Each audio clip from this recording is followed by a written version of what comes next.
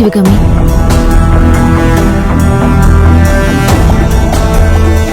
ఎక్కడికి వెళ్తున్నావు నిహారిక?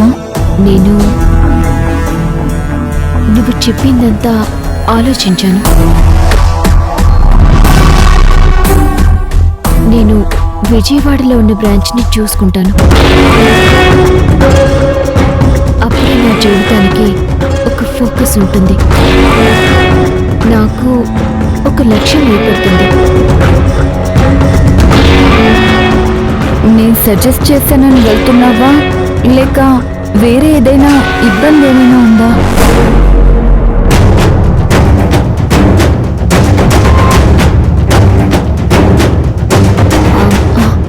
వేరే ఇబ్బంది ఏమీ లేదు.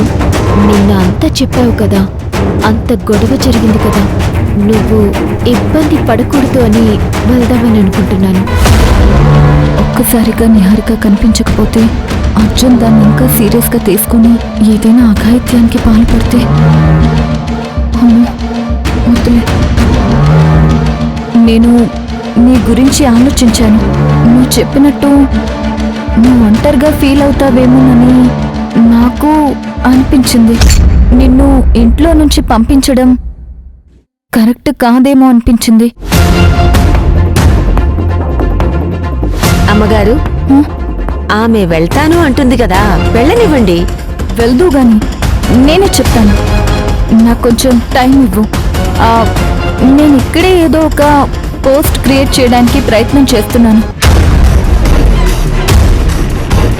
నువ్వన్నట్టు అక్కడ ఒంటరిగా ఎలా ఉంటావు?